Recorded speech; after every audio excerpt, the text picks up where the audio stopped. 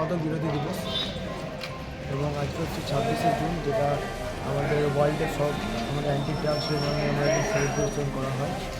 তো এই বিশ্ব মাদক বিরোধী দিবসের আজকে এই অ্যাওয়ারনেসটা এই কারণে যে আমাদের আজকের যে সমাজ এবং আজকের যে যুব, তারা বেশিরভাগ সময় কিন্তু আমরা সার্ভে করে, আমরা অ্যাকচুয়ালি রিহ্যাবিলিটেশন সেন্টার থেকে এসেছি, আমরা সার্ভে করে দেখি সেখানে 70% ইউথ কিন্তু কোনো না কোনো নেশায় অ্যাডিকশন হয়ে গেছে।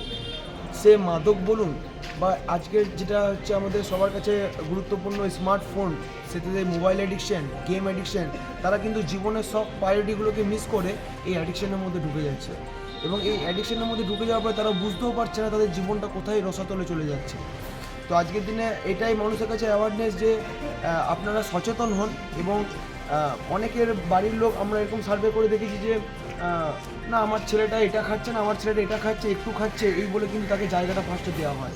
তো সেই ক্রিয়েটারটা ফার্স্টে কিন্তু সেই ফ্যামিলি থেকেই তৈরি হয়। তো সেই জায়গায় আমাদের অ্যাওয়ারনেস ফ্যামিলিকে যে আপনারা এগুলোতে সচেতন হন, কারণ মাদক মানেই সেই জীবনকে নষ্ট করে দেবে, সেই যে মাদক কিন্তু। তো আজকের দিনে এটাই সবার কাছে বার্তা এবং আজকে আমাদের সকলের তরফ থেকে এটাই সবার কাছে অ্যাওয়ারনেস যে আমরা মাদককে না বলুন এবং